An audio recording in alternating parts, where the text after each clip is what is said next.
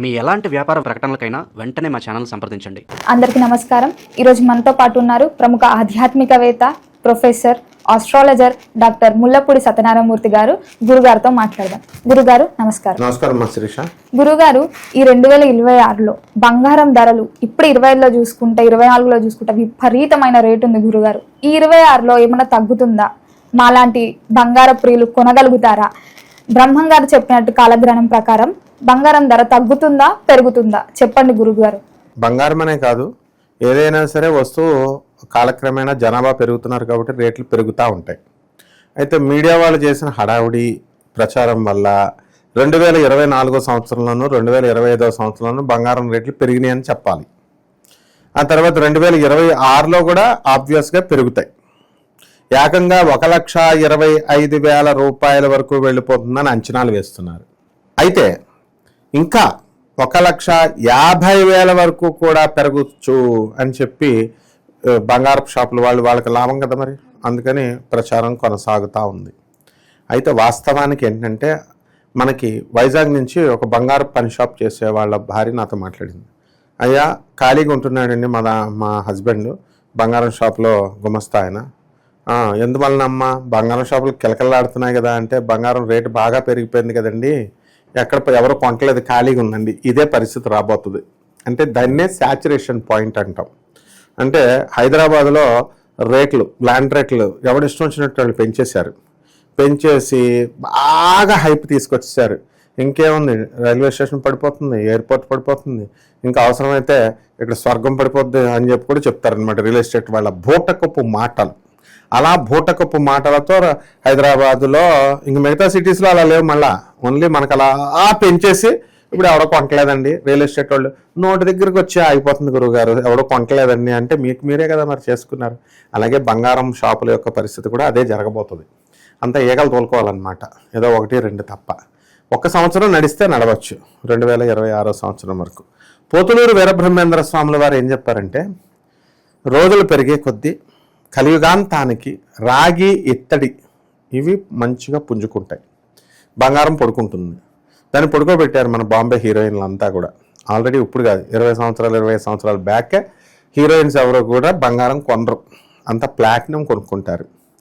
Fullerene అని ఒక metal ఉంది, 1000 times స్ట్రాంగర్ దాన్ బంగారం, గోల్డ్.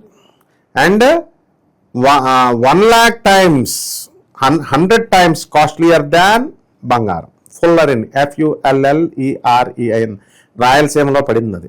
ఇంకా అది మనకు ఇప్పుడు అంతేకాకుండా ఇప్పుడు రాయలసీమలో మనకు బంగారపు గనులు కూడా పడ్డాయి.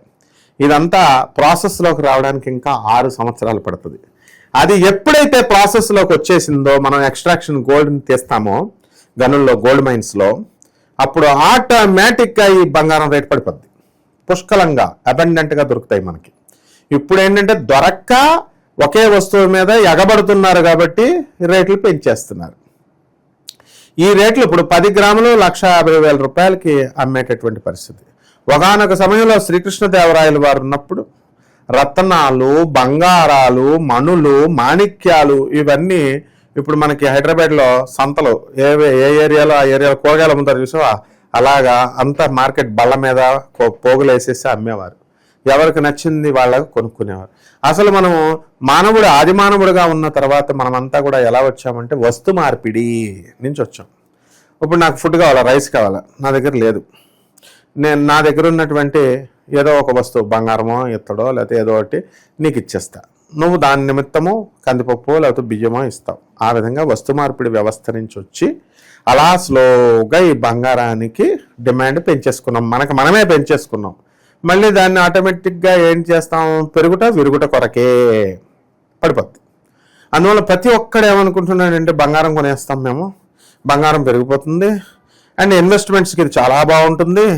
ఇంతకుముందు రియల్ ఎస్టేట్ ల్యాండ్స్ మీద పెట్టారు, ల్యాండే బంగారం, నల్ల బంగారం, ఇదేమో పసుపు బంగారం అని చెప్పేసి ఫుల్గా కొంటున్నారు. బంగారానికి ఇంకోటి కూడా ఉంది, బంగారానికి ఏంటంటే మొత్తం దొంగలు ఎత్తుకుపోతారు లేదా రాజులు ఎత్తుకుపోతారు, ఇన్కమ్ ట్యాక్స్ డిపార్ట్మెంట్కి ఎత్తుకెళ్ళిపోద్ది. కాబట్టి ఇది ఇన్వెస్ట్మెంట్స్కి చాలా మంచిది అని టెంప్ట్ చేసేస్తున్నారు. జనాలు ఏం చేస్తున్నారు, మిగతా వ్యాపారాలన్నీ ఆపేసి గోల్డ్ మీద పెట్టుబడి పెట్టుకునే ప్రయత్నాల్లో ఉన్నారు. అదంత క్షేమం కాదు. నేను ఒక ఆవిడ చూశాను, 250 తులాల బంగారం చేయించింది వాళ్ళ పిల్లకి. పెట్టిన తర్వాత అసలు వాళ్ళకి ఏ వస్తువులు ఉన్నాయో ఆ వస్తువులన్నీ మర్చిపోయారు. అక్కడ అన్నీ పెట్టుకున్నాం అనమాట. పెడితే తీస్తుంటే చూస్తుంటే ఏ వస్తువులు ఏవి ఉన్నాయో కూడా తెలియట్లేదు. దొంగలు ఎవడెత్తుకుపోయాడో తెలియదు, ఎవడో ఉన్నాయో తెలియదు. ఎంత పిచ్చిగా వాళ్ళు బంగారం మీద ఒక శాచురేషన్ స్టేజ్ అనేటి ఉంటుంది. ఏదో 4-5 వస్తువులు కొనుక్కోవాలి, అంతేగాని ఇది కాదు. కాబట్టి బంగారం రేటు మాత్రం ఒక సంవత్సరం 2026లో బాగా పెరుగుద్దమ్మా. అండ్ షేర్స్, బ్యాంక్స్ కూడా ఏం చేస్తున్నాయి, మనము బంగారాలను తాకట్టు పెట్టుకొని డబ్బులు ఇస్తున్నారు. ఇప్పుడు మనకి అర్జెంటుగా డబ్బులు కావాలి, బ్యాంక్ లాకర్లో పెడుతున్నాం, వస్తుంది. నీకు తెలుసో తెలీదో, నేషనలైజ్డ్ బ్యాంకులో మేనేజర్లే కొంతమంది చాలామంది దొబ్బేసిన వాళ్ళు కూడా ఉన్నారు. అక్కడ పెడతారు కదా, మీరు తాళం మర్చిపోతారు, లాకర్స్ ఉంటాయండి, ఇవి ఉంటాయండి అంటారు. నో, నువ్వు ఎన్ని ఉన్నా సరే దొబ్బేస్తారు, అందులో డౌటే లేదనమాట. కొంతమంది, ఎందుకంటే అలా నష్టపోయిన వాళ్ళని నేను చూశాను. ఒక అతను వాళ్ళ కోడల బంగారాన్ని తీసుకెళ్ళి అందులో పెట్టాడు, రాజుగారిని ఒక ఆయన. పెడితే ఒక నేషనలైజ్డ్ బ్యాంకులో పెడితే ఆ తాళం అక్కడ మర్చిపోయాడో మరి ఏంటో, ఆ బంగారం పోయింది. మా కోడలు అంతదేమో అండి బాబు, మా కోడలు ఏం చేస్తుందో అని చెప్పేసి కొడుకు మామగారు చెప్పకుండా భయపడ్డారు. ఇది అవసరమా మనకి? తర్వాత అందువలన ఇలాంటివన్నీ కూడా జరగడానికి అవకాశాలు ఉంటాయి. కాబట్టి కేవలం ఏదో మీడియాలో చెప్తున్నారు కదా అని బంగారం పెరిగిపోద్ది ఇన్వెస్ట్మెంట్కి బాగుంటుందని ల్యాండ్ల మీద వీటి మీద కాదు. మనం అన్ని రకాల వ్యాపారాల మీద దృష్టి పెట్టుకోవాలి. వాళ్ళు పెట్టుబడులు పెట్టుకోవచ్చు, దేనికైనా సరే రేట్లు అనేటటువంటివి పెరుగుతాయి. మళ్ళీ మనకి కృష్ణదేవరాయల రామరాజ్యం అంటాం కదా, ఈ 2026 సంవత్సరం అయిన తర్వాత కొద్దిగా ఇప్పుడు రాయలసీమలో కోలార్ గోల్డ్ మైన్స్ కర్ణాటకలో పడింది. బంగారం మీద పడుకుంటారు వాళ్ళు, ఆ ఊర్లో వాళ్ళు, తెలుసా? అంటే కొత్తగూడెం ఇలాంటి ఊర్లు ఉన్నాయి చూసావా, కోలార్ గోల్డ్ మైన్స్కి దగ్గర ఉన్నటువంటి ఊర్లు కర్ణాటకలో. వాళ్ళు బంగారం కింద ఉంది, దాని మీద పడుకుంటారంటే వాళ్ళ జాతక పరీక్ష ఎంత అదృష్టవంతులు వాళ్ళు. అలాగే ఇవన్నీ కూడా తాత్కాలికం. ఒక 4-5 సంవత్సరాల్లో బంగారం డౌన్ఫాల్ అవుద్ది. అండ్ మీడియా పట్టుకుని వీళ్ళు జనాలు చెప్తున్నారని పేద ప్రజలకి, అనాథ పిల్లలకి, సాధువులకి దానాలు చేయకుండా కేవలం ఈ బాగుంటాయి ఇన్వెస్ట్మెంట్ అని బంగారం దాచుకొని ఆ 250 తులాలు చూసి ఎప్పుడో కనబడలేదనుకో, పోయిందనుకో, గుండె చచ్చిపోతారు వెంటనే వీళ్ళు. ఎందుకంటే అత్యంత ప్రియమైన బంగారం కాబట్టి ఒక్క చైన్ కనబడకపోయేసరికి గుండె కూడా చచ్చిపోతారు వీళ్ళు. ముందు లైఫ్ అయిపోద్ది, ముందు ఇన్వెస్ట్మెంట్స్ కాదు. ఇన్ని రకాలుగా చూడాలి. మళ్ళీ మనకి రామరాజ్యం లాగా శ్రీకృష్ణదేవరాయల రాజ్యం రాబోతుందమ్మా ఈ ఒక 4-5 సంవత్సరాల్లో. ఎందువలనంటే మళ్ళీ బంగారం అంతా డౌన్ అయిపోద్ది, వస్తు మార్పిడిలాగా చక్కగా ముత్యాలు, రత్నాలు అన్నీ కృష్ణదేవరాయల కాలంలో ఎలా అయితే ఫ్రీగా దొరికేవో, ఒకళ్ళొకళ్ళు ఇచ్చిపుచ్చుకోవడాలు అలా ఉంటాయో, మళ్ళీ అలాంటి ఆ డిమాండ్, ఈ దరిద్రగొట్ట డిమాండ్ పడిపోవాలన్నమాట.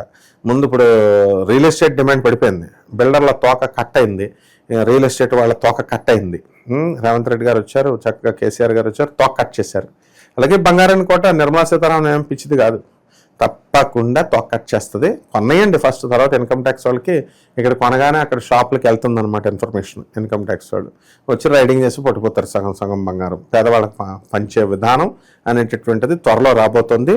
ప్రౌడ్ ఫిలాసఫీ, ప్రగతిశీల ప్రయోజకతత్వం ఎస్టాబ్లిష్ చేయబోతోంది. దానికి ఆల్టర్నేటివ్ అనమాట ఈ యాంటీ క్యాపిటలిజం. ఈ క్యాపిటలిజానికి డబ్బు ఉన్నటువంటి వాడిది డబ్బు పేదవాడికి అందుతుంది.